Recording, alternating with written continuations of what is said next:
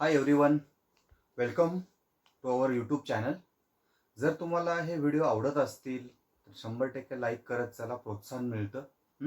दुसरं, व्यवस्थित वॉच करा, 1 to 2 टाइम बघत चला, कन्सेप्ट क्लिअर होतात आणि सगळ्यात महत्त्वाचं अभ्यास करत चला. ओके, आता आपण या सेशनमध्ये आणखीन एक प्रॉपर्टी स्टडी करतोय ट्रान्झिशन एलिमेंटची. ती म्हणजे कोणती? तर कॅटॅलिटिकल प्रॉपर्टी.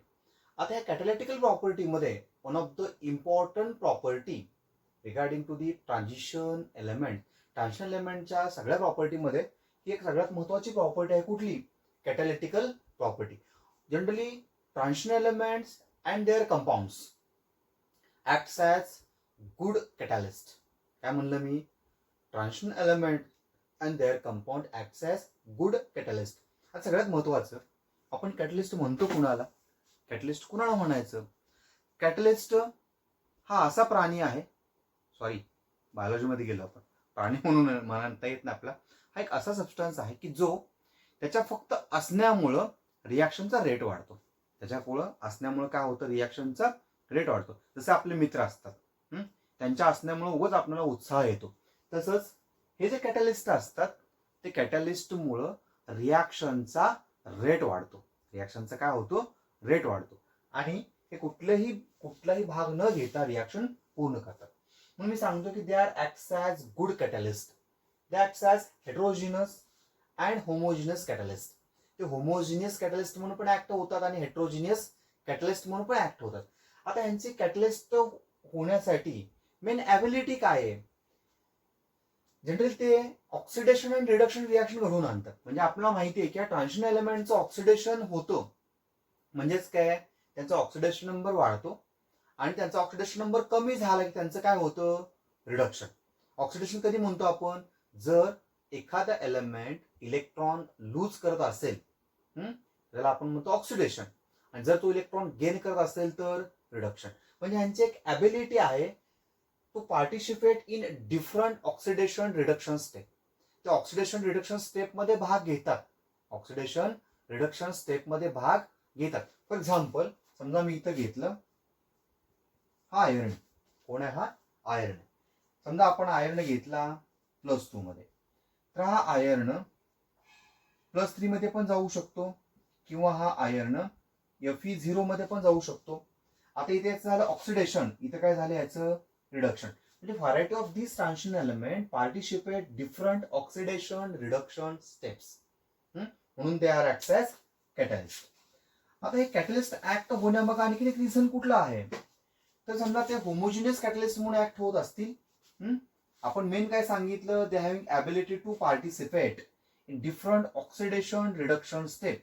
जसे की एलिमेंट्स असतील, मग आयर्न असेल, व्हॅनॅडियम असेल, मँगॅनीज असेल, कोबाल्ट असेल, निकेल असेल, हे सगळे आपण घेतोय, किंवा मॉलिब्डेनियम असेल. हे सगळे कंपाऊंड्स ऑक्सिडेशन रिडक्शन रिॲक्शन मध्ये भाग घेतात. काय सांगितलं मी? ऑक्सिडेशन रिडक्शन रिॲक्शन मध्ये भाग घेतात, म्हणून ते काय ऍक्ट होतात? कॅटलिस्ट म्हणून ऍक्ट होतात आणि कॅटॅलिटिकल प्रॉपर्टी शो करतात. जर ते होमोजिनियस कॅटलिस्ट असतील तर ते अनस्टेबल इंटरमिडिएट फॉर्म करतात. आता काय प्रकार आहे अनस्टेबल इंटरमिडिएट? सपोज मला ए आणि बी ची रिॲक्शन करायची. आता ए आणि बी ची मी ज्या रिॲक्शन करायला जातो त्याच्या दोघांमध्ये सहजासहजी रिॲक्शन होत नाही. आता आपल्याला एक माहिती असायला हवं की बऱ्याचशा रिॲक्शन्स या क्विक होतात, काही रिॲक्शन या खूप कालावधीसाठी होतात, काही रिॲक्शन लवकर होतच नाहीत. मग काय होतं? ए आणि बी रिॲक्ट होत नाहीत. या दोघांना रिॲक्ट करण्यासाठी आपण हेल्प घेतो सी कॅटलिस्टची. हा कॅटलिस्ट काय करतो? ह्या दोघांबरोबरती इंटरमिडिएट कॉम्प्लेक्स तयार करतो. कुठला? Intermediate complex. पण हा कॉम्प्लेक्स तयार करताना तो अनस्टेबल तयार करतो. काय करतो? तो अनस्टेबल कॉम्प्लेक्स तयार करतो. मग अनस्टेबल कॉम्प्लेक्स तयार केलं की नेहमी काय होतं? ह्या कॅटलिस्टने ह्या दोघांबरोबर ती काय तयार केला? अनस्टेबल इंटरमिडिएट कॉम्प्लेक्स तयार केला. This unstable intermediate complex generally increases rate of reaction with decreasing energy of activation. सगळ्यात महत्वाचं, एनर्जी ऑफ ऍक्टिव्हेशन. कुणाला म्हणायचं एनर्जी ऑफ ऍक्टिव्हेशन? या दोघांना ऍक्टिव्हेट होण्यासाठी लागणारी एनर्जी. हे दोघं का रिॲक्ट होत नाहीत? त्यांच्याकडे तेवढी एनर्जीच नाही ऍक्टिवेट होण्यासाठीची. ती एनर्जी जी लागणारी आहे ती कमी कुणी केली? कॅटलिस्टनं. या दोघांना जवळ कुणी आणलं? कॅटलिस्टनं. या दोघांबरोबर ती एक प्रकारचा कॉम्प्लेक्स तयार केला आणि या कॉम्प्लेक्सचं वैशिष्ट्य कुठलं आहे? अनस्टेबल इंटरमिडिएटचं. हा काय करतो? एनर्जी ऑफ ऍक्टिव्हेशन कमी करतो आणि एनर्जी ऑफ ऍक्टिव्हेशन कमी झालं की नेहमी रिॲक्शनचा रेट वाढतो आणि फायनली काय होतं? इथं फॉर्म होतं AB म्हणजे जो प्रोडक्ट आहे तो, आणि C काय होतो? बाजूला पडतो. म्हणजे इथं काय तयार झाला? प्रोडक्ट तयार झाला. याचं काम काय? फक्त या दोघांचं लावून देणं. काडी ओढून रिकामा झाला तो. त्याला काय त्रास आहे का? तो बाजूला पडला. तो काय झाला? बाजूला पडला आणि काय तयार झाला? कंपाऊंड तयार झाला. म्हणजे याचं काम काय झालं? फक्त acts as a catalyst. Homogeneous असेल तर काय होतं? अनस्टेबल इंटरमिडिएट तयार होतो. आता आपण बघूया हेट्रोजिनियस असेल तर काय होतं? Provides surface area for reactant. आता बघा, आपल्याला माहिती आहे कुठल्याही ट्रान्झिशन एलिमेंट मध्ये काय आहेत? व्हॅकंट डी ऑर्बिटल्स आहेत. काय त्यांच्यामध्ये? व्हॅकंट डी ऑर्बिटल्स आहेत. Due two variable oxidation states हे एलिमेंट्स काय करतात? इलेक्ट्रॉन सोडून देतात आणि त्यांचे डी ऑर्बिटल एम्प्टी राहतात किंवा व्हॅकंट राहतात किंवा रिकामे राहतात. अशा वेळेस काय होतं की समजा ए आणि बी ला रिॲक्ट होते, हे दोन्ही पण गॅसेस कंपाऊंड आहेत. मग हा मेटल काय करतो? हा काय आहे? ट्रान्झिशन मेटल आहे. हा काय करतो? स्वतःच्या सरफेस वरती इथं त्या ए ला आणि बी ला ऍडसॉर्ब करून घेतो. Meaning of ऍडसॉर्बशन. ऍडसॉर्ब म्हणजे कलेक्शन म्हणतो आपण त्याला. आता समजा की आपण एखाद्या सरफेस वरती एक चिमूटभर माती टाकली, त्याच्यावर त्याचं काय झालं? कलेक्शन झालं. ऍडसॉर्प्शन म्हणजे काय? Accumulation or collection of one substance into surface of another substance. याच्या सरफेस वरती फक्त ऍडसॉर्ब झाले, म्हणजे जवळजवळ आले. या दोघांमध्ये कंपाऊंड फॉर्म होतो. इथे तयार झालं AB आणि हा बाजूला राहिला. काय झाला? बाजूला. ह्या reaction most of the gases reaction साठी वापरल्या जातात. For example,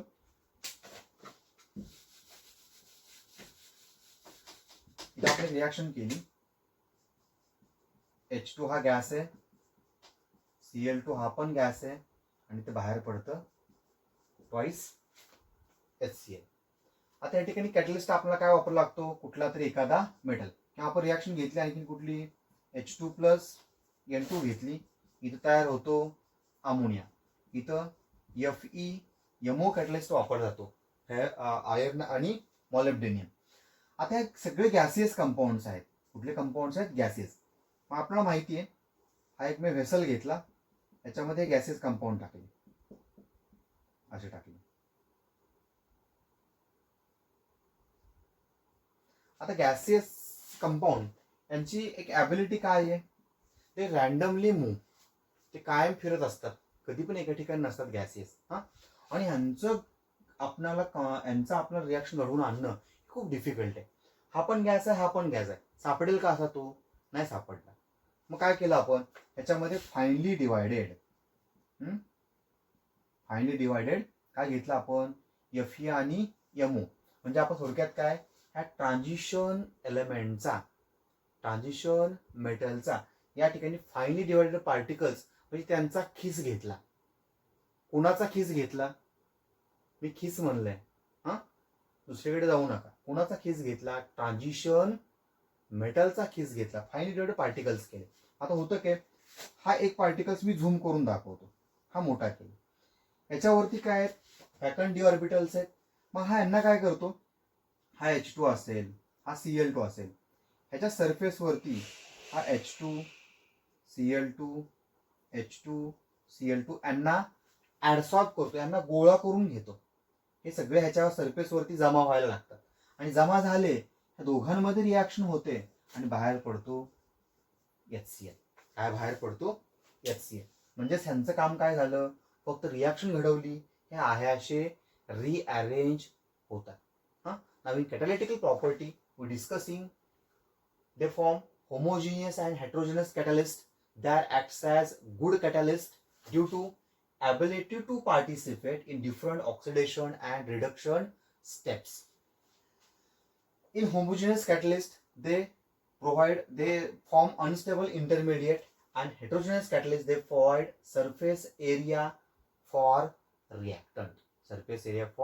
reactant. Okay, now in next session